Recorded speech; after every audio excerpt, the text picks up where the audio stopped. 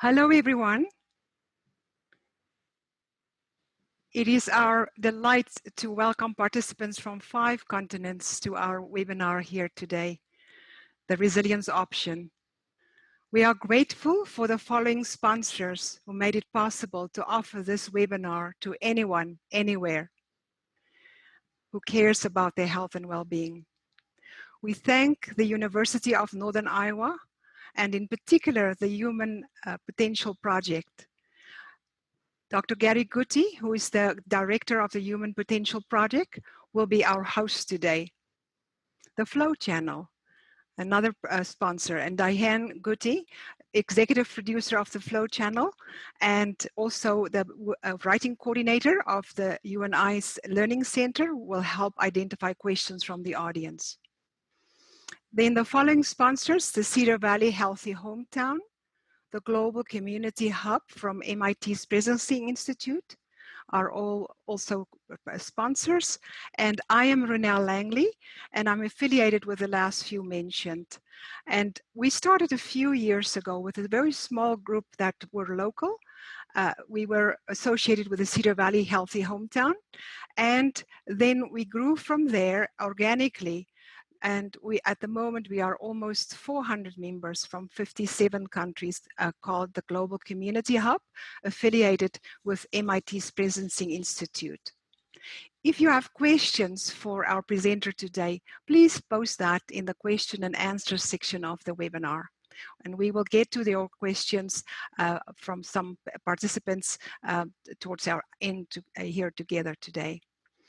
As we live through a time of unprecedented challenges, not only to our physical health, but also to our mental and emotional well-being, how do we enhance our resiliency? I think it's hard to think of anybody better equipped to help us with that question today.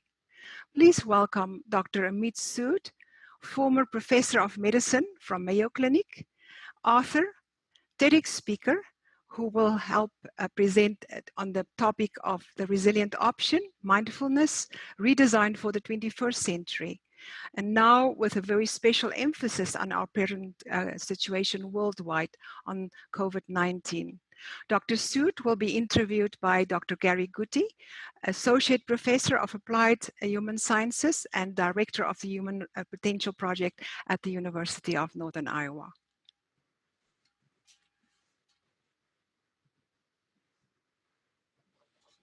Thank you, Renelle. And thank you for your tireless work in organizing this great event today. And thank you, Dr. Sood, Amit. Great to see you, and great to work with you again. And thank you to everyone out there for joining us for what I'm sure will be a great hour that will pay benefits for a long time to come and for people around us. So here we are, April 8th, 2020, very much changed from who we were. And the world has very much changed from what it was just 30 days ago, just a month ago. If we didn't appreciate how interconnected and interdependent we are, the coronavirus has certainly given us plenty of evidence of that. And certainly anxiety has become a pandemic of its very own. So we're fortunate to have Dr. Sood with us here today to address a lot of questions that we have about anxiety in facing the coronavirus. So I want to get started with this, Dr. Sood. What can everyone here do personally to be more responsive to a threat like COVID-19? Thanks for having me, everybody. Thanks for trusting me with your time. So the question is, what can we as an individual, I as an individual do to be more responsive to this threat instead of being reactive? So there's 3 thoughts that come to my mind. The first, of course, is obvious, which is having rational approaches to prevention, whether it is physical distancing or appropriate hand washing and cleaning the surfaces and washing your face, following the recommendations for mask and other things. So these are obvious. They are, I think, taking them seriously is important, because one thing as a physician I realize, and as a citizen, that it is, I think, fair to assume, I'm assuming that I'll be exposed to this virus at some point if I have not already been. The key is to keep the dose as little as possible so that my immune system can fight it off. So all these measures that you're doing are preventing you from getting the infection and also minimizing the dose. So that is the first. The second thing that you can do to help yourself is to help somebody else. There is someone in your life who feels vulnerable, someone in your life who feels unworthy, someone in your life who may not have resources. One of the best ways to help yourself is to help that person emotionally or tangibly. Multiple studies have shown that when we help others, we help ourselves. I personally believe universe protects the protector. See, when we are designed to focus on pain. So when I'm focusing on my pain, I'm focusing on my pain. But when I'm focusing on your pain and you're focusing on my pain with the intention to heal, we both feel better, even though we are focusing on pain.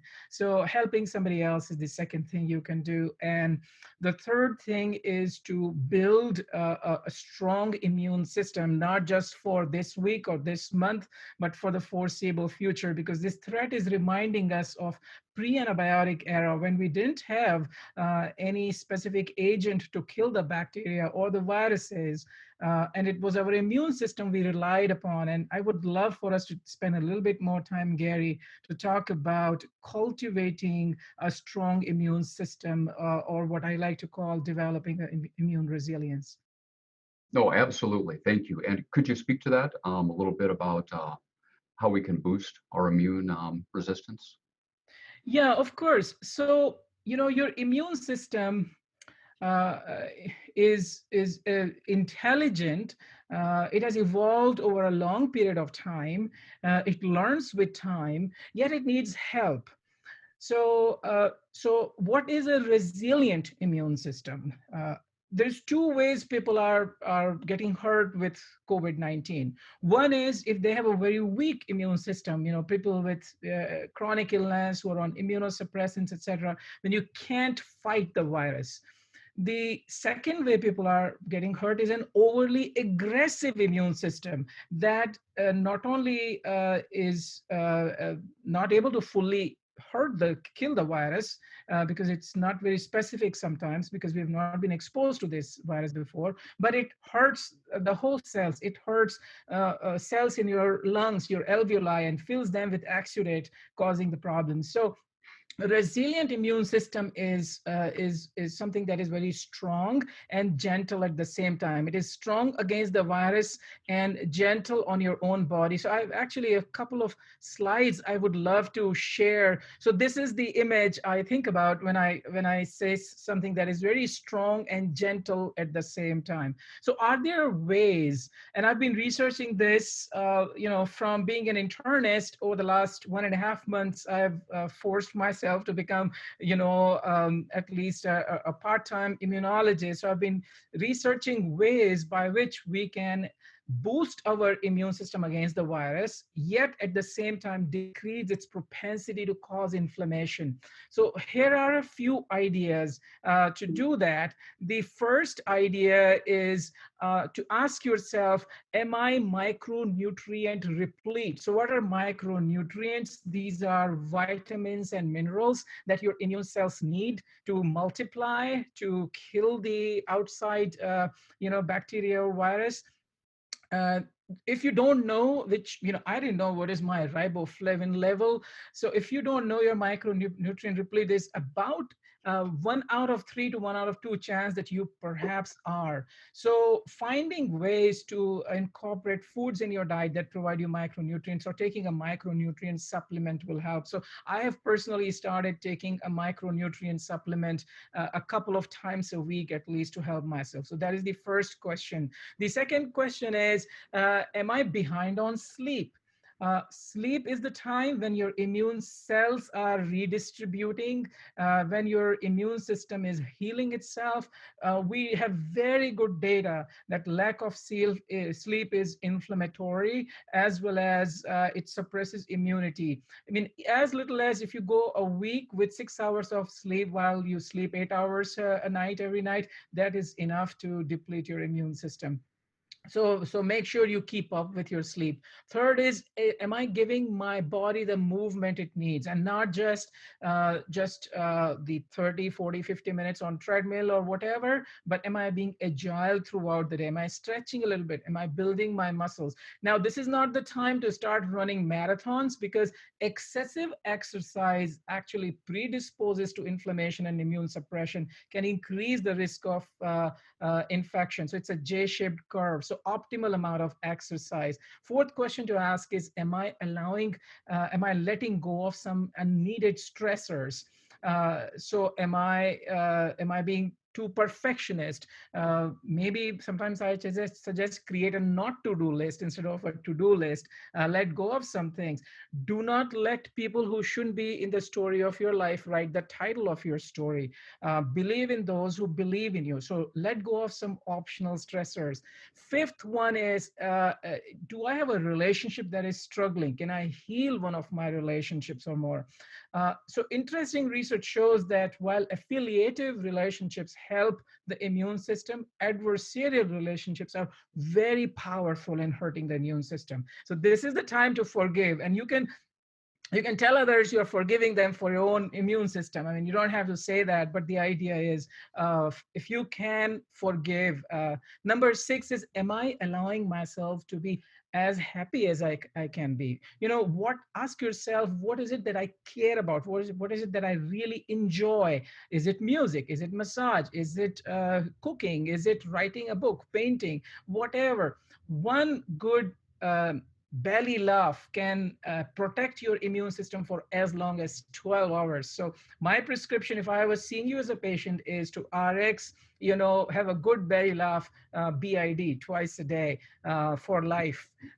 And then, am I preventing any toxic chemicals going from inside my body? So take a good count of the toxic load that you have in your food, in your water, in your air, in the cosmetics you wear, and minimize that load if you can, because they do hurt the immune system. And of course, smoking and excessive alcohol, but we don't want to be preachy here, but this is a time to quit or cut down.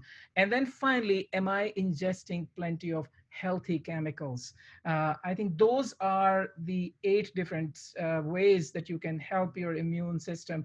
Now, healthy chemicals like flavonoids, like good fiber, like probiotics. I've personally started taking turmeric because there's some evidence that it might be of help in terms of competing with the virus for entry into the cell through the ACE2 receptor through which the virus gets into the cell. So those are some ideas. Those are 8 ideas. If you want more, you can certainly go to immuneresilience.com, and there is a link there for you to take the survey for yourself. It'll give you insight into areas that you can work on. So those are some ideas, Gary, by which you can enhance your immune system. I've made personally change in every aspect of life, and I think this is an opportunity for us to upgrade our living. This infection, that is what it is giving us, an opportunity. That is great. Thank you. In addition to resilience, it's a term that we hear a lot these days and have for a number of years, especially psychological resilience. Another term that we see a lot is mindfulness. It's even in the topic of your program today. So can you say a little to distinguish between resilience and mindfulness, and what the overlap might be as well? And I guess at the risk of making this question too long and too complicated, since a lot of people with us today are interested in the concept of flow, which is what we study, can we throw that into the mix also? Absolutely. So there's 4 terms now, Gary. One is stress management. The second is mindfulness. Third is resilience, and fourth is flow. So the way I conceptualize, and as you mentioned, that there is an overlap between all of these. So the way I look at stress management is, how do I handle what I have already got? So it is sort of looking through the rearview mirror. Resilience is looking through the windshield. How do I prepare for the future? Mindfulness to me is how do I engage intentionally with this moment? Mindfulness is not about being in the moment, which is very difficult. There's a certain species that are in the moment, we call them bugs. We have humans have beautiful prefrontal cortex. So we are going to imagine, we will think about past and future. The key is to be more intentional about how you engage with the moment. Mindfulness also is not about being non-judgmental as it is often shared. It is more about being compassionate. So the idea is, it's so sometimes we define as is mindfulness being in the moment. I think mindfulness is freedom from the need to be in the moment, so that you can be past, present, future, doesn't matter. So you are intentional. When we look at resilience, resilience has three components: awareness, awareness of how my brain operates, why I feel challenged, how the world is going, and how the world is challenging me and generating stress. The second part is attention, and the third part is attitude or mindset. So attention is developing an intentional, focused, strong attention. The key word there is intentional, and that is what is mindfulness. So mindfulness is a part of the overall construct of resilience.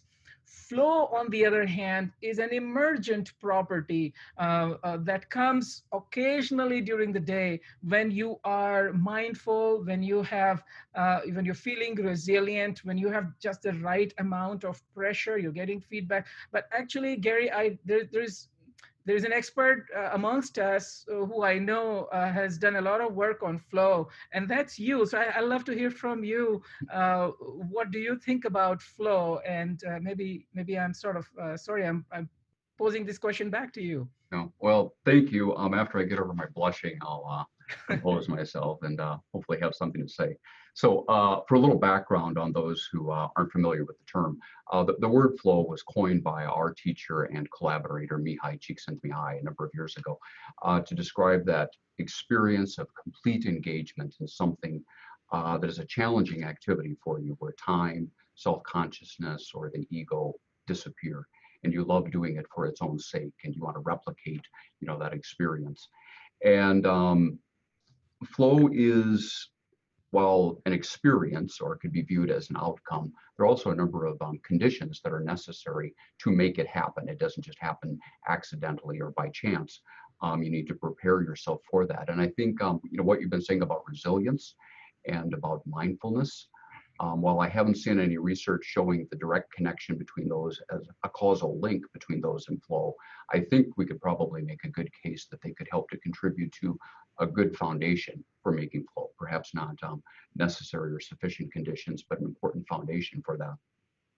So flow is something that, while not easy, it's satisfying, it's intrinsically rewarding. We love the experience that it gives us of that complete concentration while we're engaged in something that's challenging.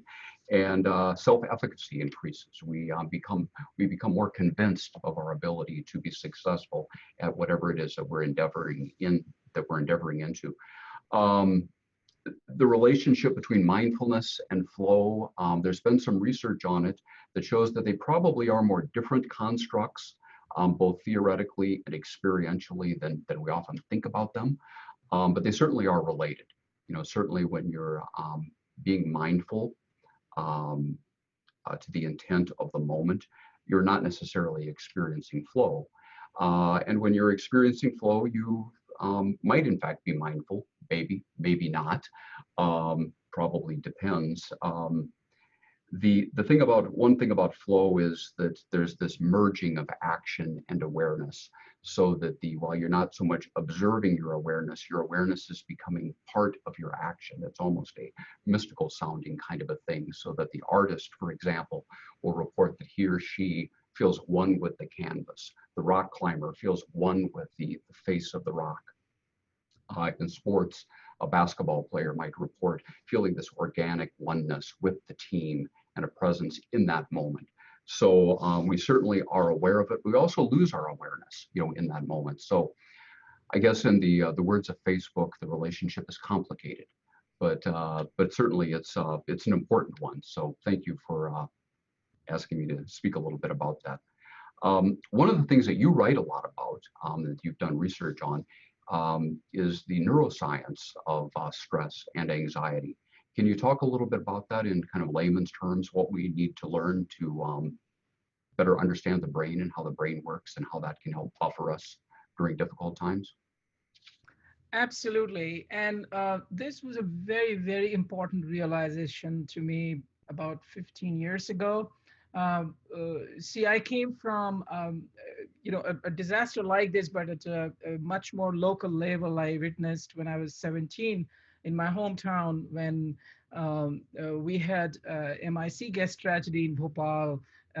And That was like 1984, I believe, and we were woken up at 2 a.m. and I mean it was just chaos. Tens of thousands of people perished in one night in a medium-sized town.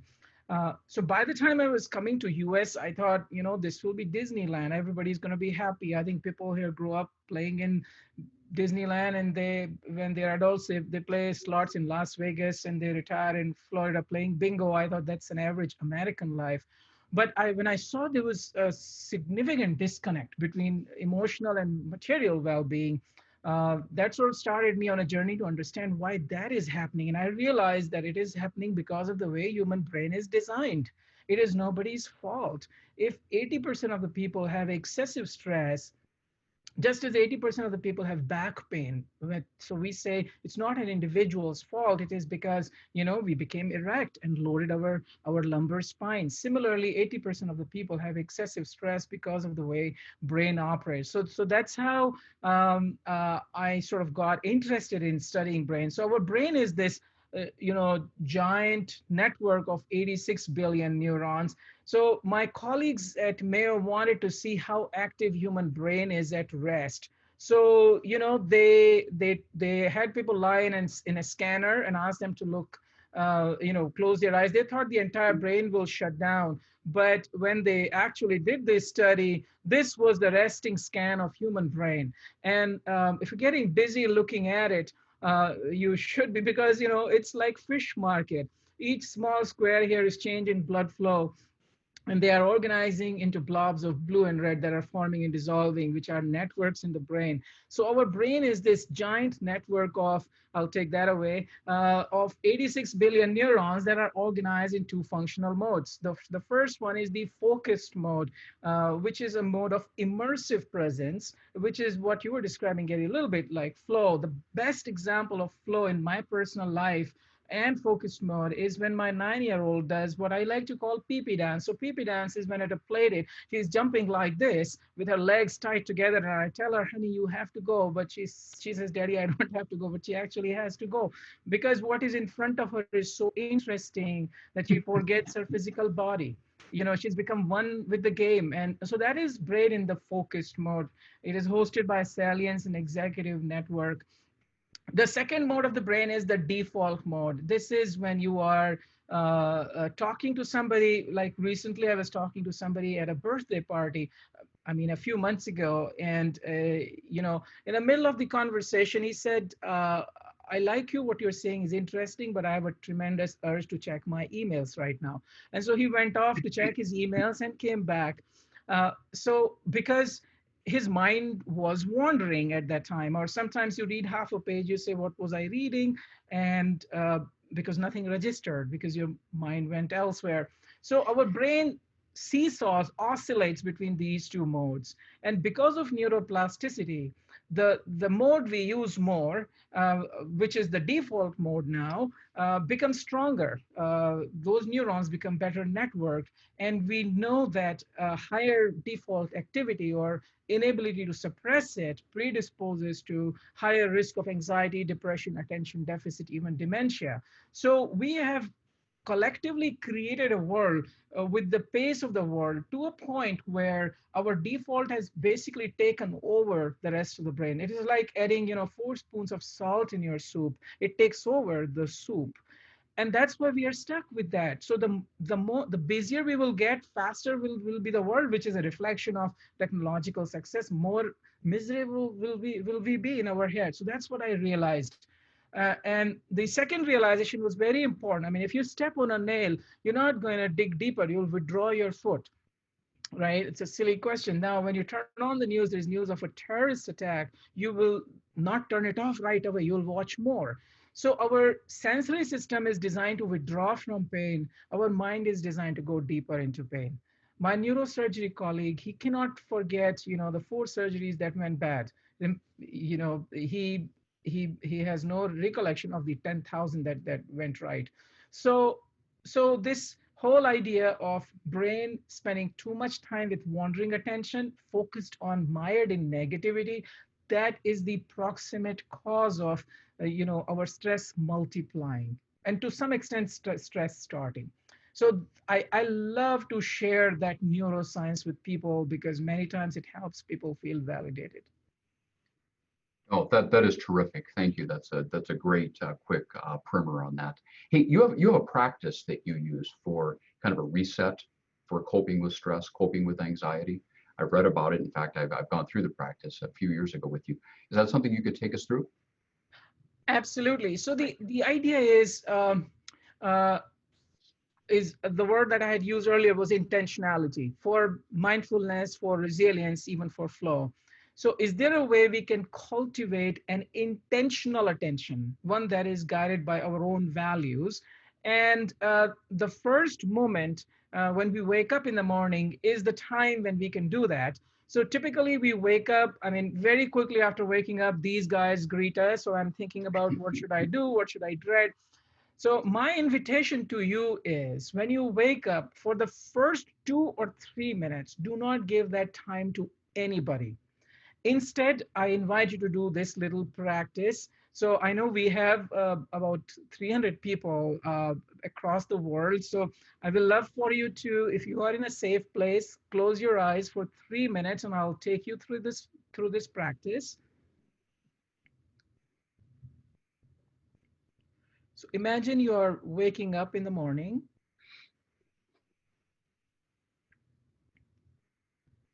Try to recall the color of the floor where you woke up.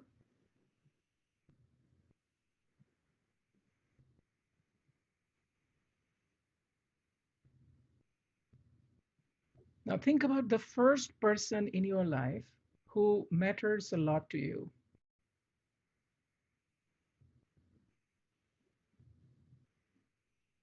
Recall that person's face.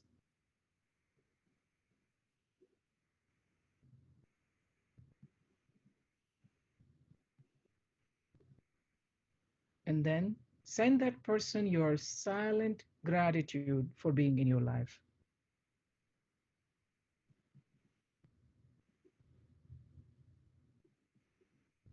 Second person,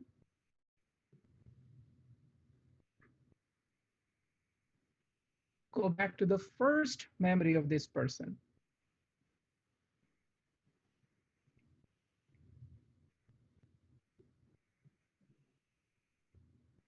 Then send your silent gratitude.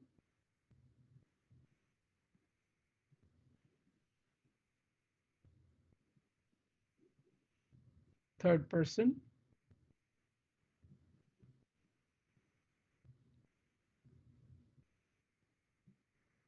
look into the eyes of this person and notice the color of the eyes.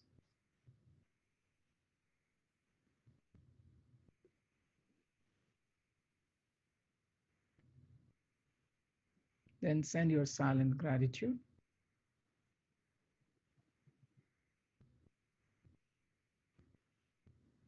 Go back in time and look at yourself when you were an 8-year old.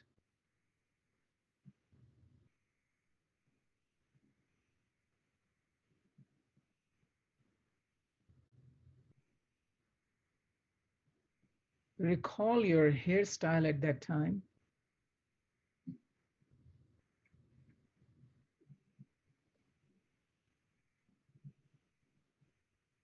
Then send a warm hello to your 8-year-old self.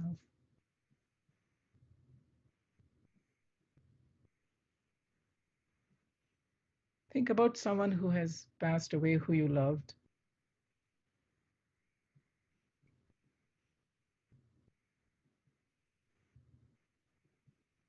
give that person a virtual hug,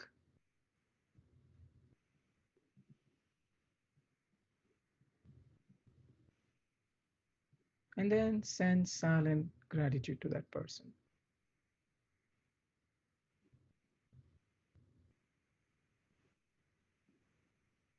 When you are ready, you can open your eyes.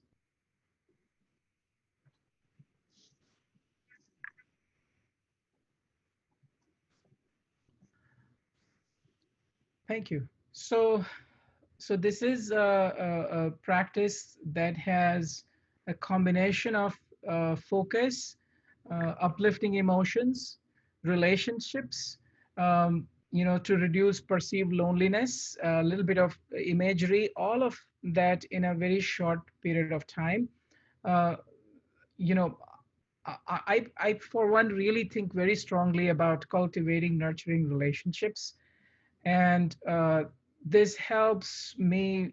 So the first person I think about when I wake up is my wife. We've been married 27 years, but before I meet her in the morning, I want to be thinking affiliative about her actively, because I realized after we were together for 10 years, then it becomes very transactional, and I don't enjoy transactional connections. Of late, you wake up and you're waking up with threat, with adrenaline and steroids first thing in the morning. It increases your risk of heart attack, stroke, and sudden death first thing in the morning. My recommendation, suggestion, invitation is for you to wake up with oxytocin first thing in the morning. Take a post-it note, write the word gratitude on it, stick it to your bathroom mirror. If you wake up in the morning, find yourself in the bathroom, when you see that note, then go back to bed and start over. That's how you can cultivate this habit. It's a very small 2 to 3 minute investment. If you go on YouTube, if you put morning gratitude with my name, you'll find a recording of this practice. Thank you. Thank you. You know, you write a lot, you talk a lot about, when you talk about stress, about relationships. And, you know, we so often, when we think about stress and anxiety, we think of it as something that, you know, resides within the individual. It's something that's ours. It's something that we've created. It's something we've got to respond to. It's a personal problem. Why do you spend so much, give so much emphasis to relationships? Well, relationships are stories. And as someone said, the universe is not made of atoms, it is made of stories. Uh, and so if we zoom out a little bit, when you describe yourself, who are you, Gary, or who am I, Amit? And so my descriptors are all in the context of relationships. Um, Spouse, father, son, brother, friend, colleague, neighbor, professional, etc. So there's three relationships that at least capture almost the totality of who we are. One is my relationship with others,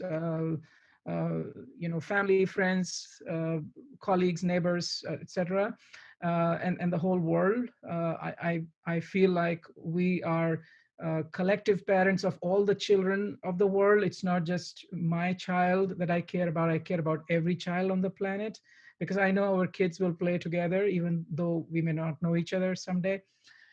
So the second is your relationship with yourself, which is so important, to be kind to yourself, to be accepting of yourself, to be compassionate to the self, to be forgiving the self. There is no better time to accept, be compassionate, and forgive yourself than there is today or now. And third is your relationship with what you consider sacred. Whatever is priceless to you. It could be a more religion based, or it could be more secular, however it works for you. Something that is sacred, something that is larger than you. And I think a very good life is when you can integrate those three relationships. And this is all supported by strong research that when we volunteer, for example, it enhances our longevity. The more compassionate we are towards other, the better our health, better our immune system. Multiple studies have shown that our pain network fires not only from our own pain, but also when we look at someone else in pain. So sometimes I look, if life were a pizza, then gratitude is the topping of the pizza. Gratitude makes life more delicious, but you can do without topping. compassion is the base of the pizza. Without compassion, life will stop existing as we know it. I think we will disappear because our newborns need our compassion for them to be raised, and they need our compassion until age 25, and actually even more. Now they're thinking prefrontal cortex matures by age 30. So anyway, so there is hope always for all of us. Um, so relationships is where we live. There's very good data that supports relationship enhances strong relationships enhance our resilience. And if you define relationship as with self, with others, and with what you consider sacred, then I think you'll agree, Gary, that they are central to our well-being. Oh, absolutely. Great. Hey, another term we hear a lot, especially those who read and study things like mindfulness, gratitude, compassion, is the term kind attention. And that is something that you've written about, that you speak about. Can you talk a little bit about what kind attention is and why that's important? Yeah, so let me show you this a couple of slides, if I may, Gary, and I'll bring that dizzy slide again. So basically, this is your prefrontal cortex and amygdala. So what happens is when you have a stress response, it causes atrophy of the prefrontal cortex and growth of the amygdala, which feeds back into the stress response and makes it bigger. Kindness is hosted by the prefrontal cortex, particularly the altruistic kindness. So our kindness machinery is atrophying on the planet, which is a great concern. So I think developing intentional kindness is very important. Now, what comes in the way of intentional kindness is how we grew up as ancestors. So let's say you were doing barbecue in your backyard and this gentleman comes to greet you. You'll not likely invite him to join you in the festivities. You will call for help. But our ancestors had no one to call for help, so they developed judgmental attention. And so we still carry that attention. So look at this guy on the screen, and he'll come for a very short time. That's it. In that much time, you've decided if you're going to trust this person, if he's competent, aggressive, attractive, or likable. So we make judgments very quickly about people. The reality is you don't know much about him, but there's two things you know. One, he is special. You all are special. You all are worth trillions for somebody. I'm worth trillions for somebody. And we all have struggles. So kind attention is very simple. When you look at people, just remember that the person in front of me is special and struggling. Now, you still have to maintain physical distance in the current era. You don't have to look in their eye if you don't wish to, but you can always send them a silent, I wish you well. The risk is with this social distancing, as we were calling it, we see others, everybody around us is a potential, coronavirus carrier. Everybody is a threat, and we start emotionally distancing from each other. So my suggestion is, instead when you have to go to the mall or talking on the video conference or anywhere, silently wish the other people well, because what happens is when you wish them well, you're wishing yourself well, you're cultivating positivity. So you pull energy out of thin air. So that is why I really very strongly feel that looking at others can ideally be an opportunity for us to experience positivity, for us to demonstrate silent compassion. Now, you don't say it. If you say it loud all the time, it becomes cultish. But kind attention can be a very powerful practice for us to remain connected. And when all this is said and done, we want to emerge stronger and more connected than separated from each other. Great. Thank you. I want to ask you a couple more personal questions, if that's okay. You have a practice. I think it has 5 principles for kind of remaining grounded and for dealing with anxiety and stress. Can you talk about that a little bit? Oh yeah, I mean, there is two kinds of stress. There's optional stress, spill milk on the dining table. You can choose to get stressed or not. Then there is invariant stress, things that will stress everybody. A sick child in the ICU is an invariant stress. COVID-19 pandemic is an invariant stress. So what I try to do is uh, when I have stress like this, first of all, I do identify what is the stress coming from. For example, I have elderly parents staying with me, so I have a particular stress related to, and they have complex medical conditions, so I don't want to bring any virus at home lest they be affected.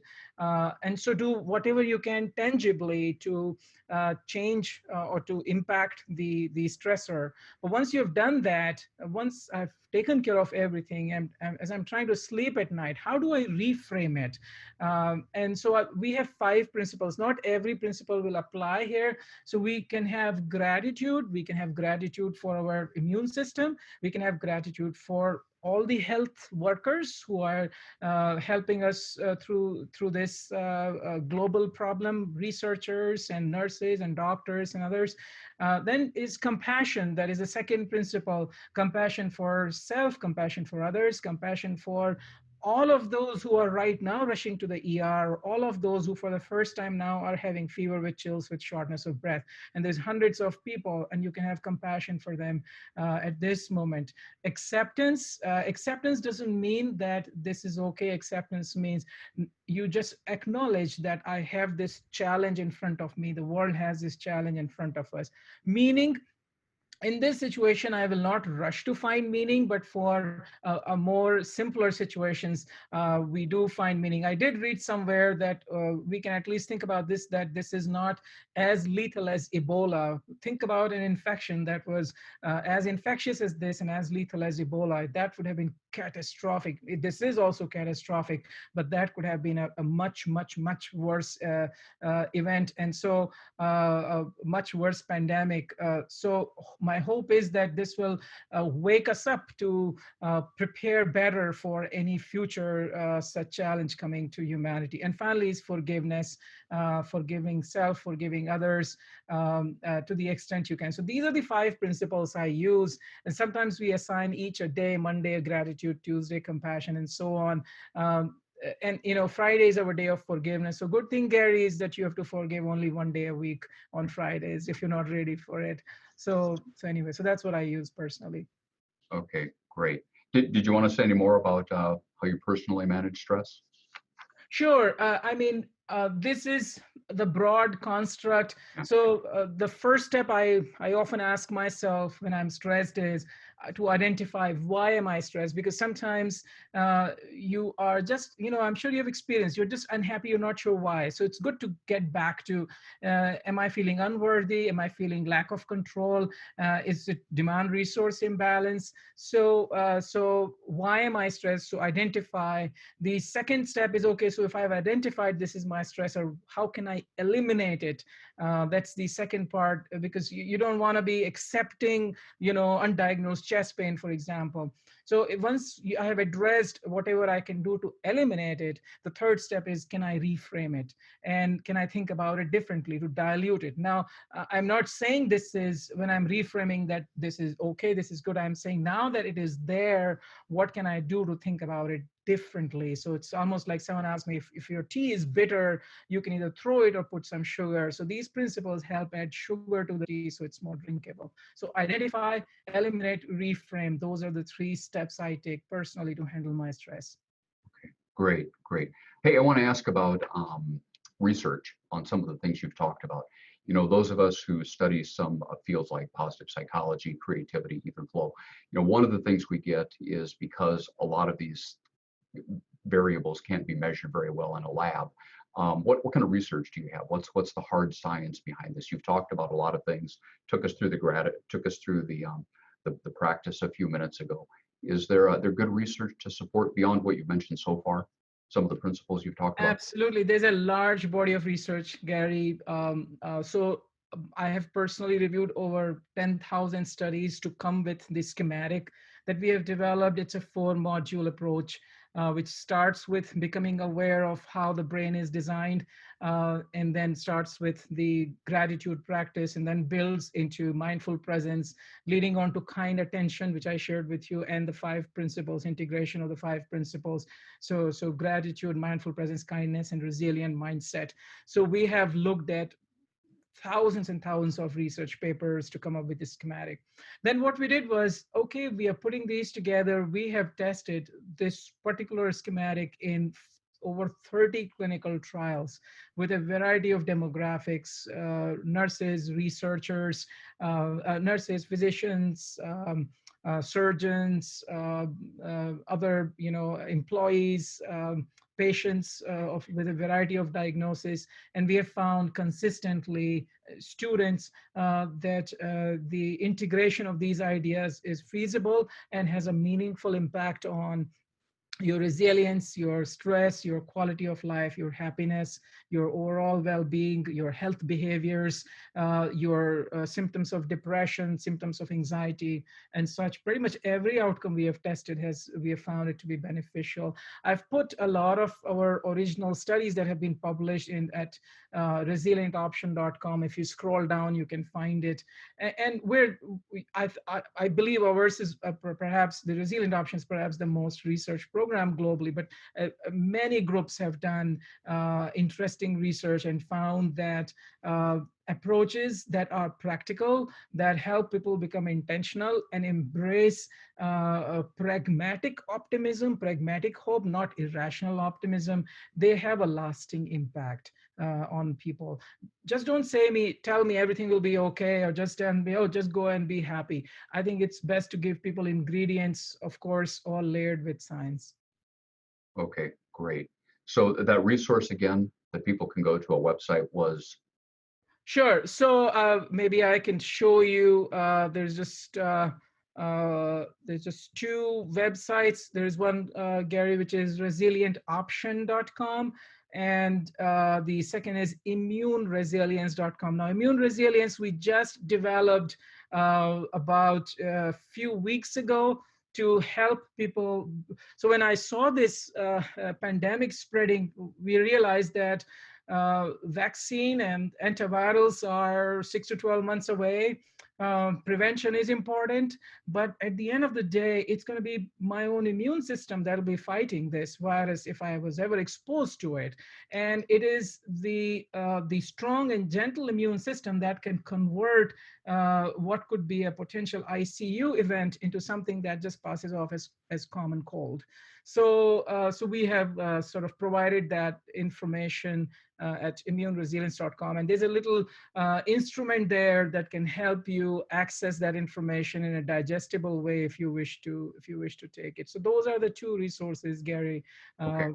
And at resilientoption.com we have a bunch of links for different meditations, videos. There's a blog inside. There's of course an on-demand program that you can access if you wish. Okay, thank you. Thank you. I must add, Gary, that there's a coupon at resilientoption.com called Resilience50. If you want to access the on-demand program, you can use it to help defray the cost. Thank you. Okay, great. Hey, thank you. Really, this has been terrific. A lot of wonderful information just packed here in the last 50 minutes or so. So I'm going to bow out and turn this over to Renelle and Deanne, who have been collecting questions from our participants, and they'll give you some questions. So thank you. Thanks, Gary. Thank you. Thank you. Well, yes, thank you. A wealth of information, and I would say the most popular question is, will there be a recording available of this afterwards? And it is recorded, and we have the email of our participants, so we can help make it available also on social media. But yes, the question is, the answer to that one is yes. And then we also have several people asking about resources. For instance, Isabella and Terry both were asking, is there a written version of the gratitude exercise written somewhere that they can study and apply that for themselves as well?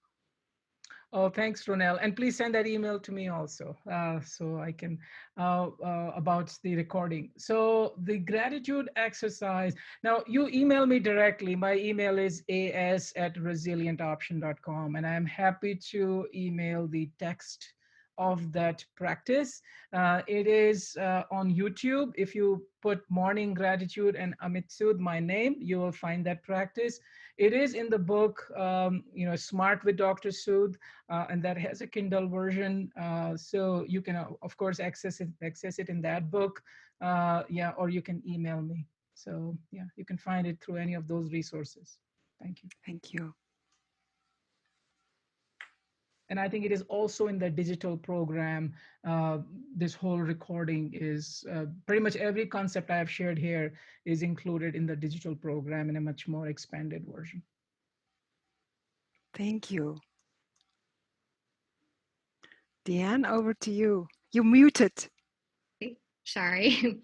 Dr. Sood, several people were hoping to get a repetition of the 5 principles for stress elimination. Maybe you could just mention if people can find those in text form on the websites that you've mentioned. And then I have an additional question too. Absolutely. Thank you. So yeah, so those 5 principles are gratitude, compassion, acceptance, meaning, forgiveness. All 5 have been tested in multiple research studies. I really rely on them to reframe. The main idea with gratitude is to lower the threshold to feel grateful. The idea with compassion is to expand your domains of compassion instead of limiting it to a select few. Acceptance is to recognize that adversities happen. If sometimes they prevent catastrophes, like I personally know 2 people who are alive today because they missed their flight. Meaning is reframing with a negative situation with positive meaning, or living life chasing your or looking at your North Star. And forgiveness, of course, is letting go of the hurt, even though the other person is wrong, because forgiveness is for you, not for them. And each of these principles, Mondays are our days of gratitude, Tuesdays of compassion, Wednesdays of acceptance, Thursday of meaning, Friday of forgiveness. So those are the 5 principles. And you can find them in the book, in the online program, or if you email me, I'm happy to send them to you. Thank you. Also, Mary and Jenny were seeking examples of micronutrient supplements and possibly a little bit of discussion about how to sort through advertising claims and determine what might actually be worth taking. Absolutely. So, we traditionally do not specifically recommend any brand names, but the idea is the core micronutrients are vitamins and minerals, and vitamin A, vitamin B1, B2, B6, folic acid, B12, vitamin C, D, and E. And amongst minerals, it's copper, iron, zinc, selenium. Those are the four most important minerals that are important for the immune system. And I have described those all at the website immuneresilience.com. And I think the key is, so here is the important fact. If you take a supplement that provides you 10,000% of recommended daily intake of selenium, that can be counterproductive, because then that much of selenium starts guiding body's metabolism towards it and actually may hurt the immune system. So you go for a supplement that provides you about 100% of recommended daily intake, because you're getting these nutrients through diet as such. And I personally do not like to take something every single day. So I usually take 2 to 3 times a week.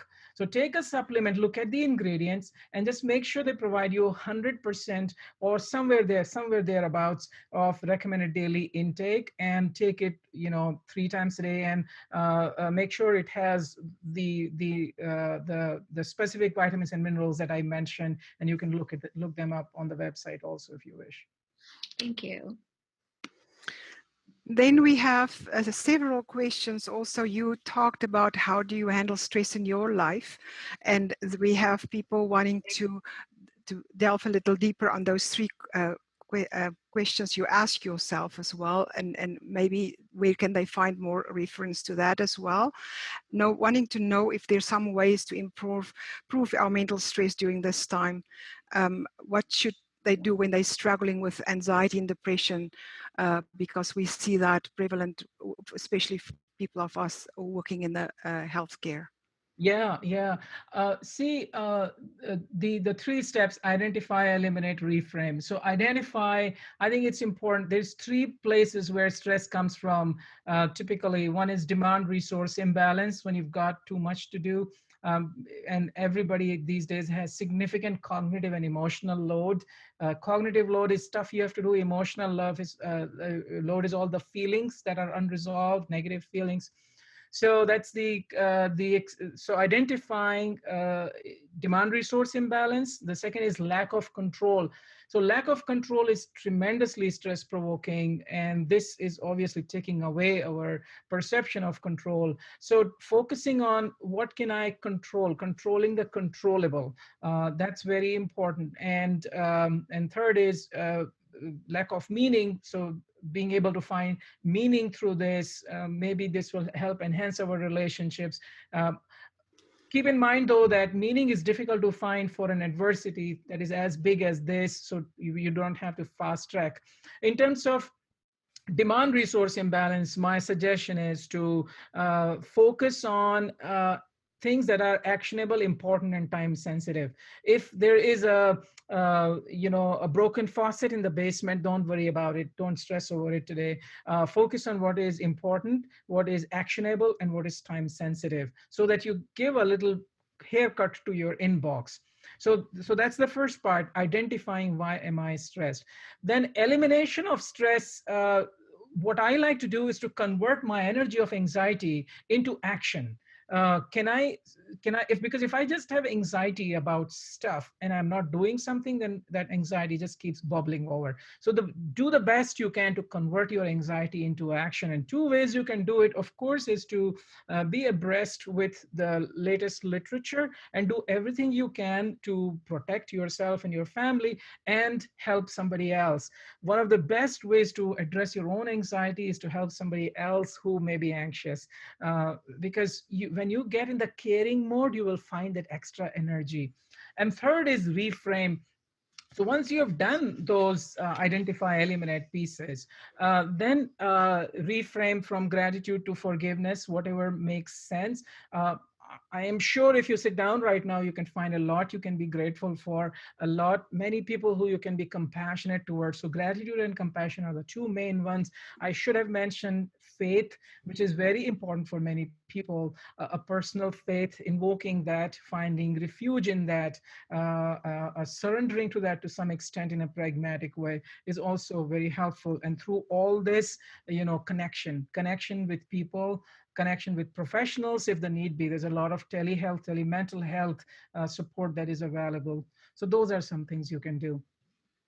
Thank you very much, Dr. Sood. And we are now nearing the end of our time together, but I want to repeat the website that you refer to, resilientoption.com, because I think you also have some resources posted there. So if people may want to go further in some of the information, I know there are people talking about wanting to help their kids, and you have specific resources there for children as well. So a wealth of information we have, and we want to thank you from the depths of our hearts for spending this time with us here today.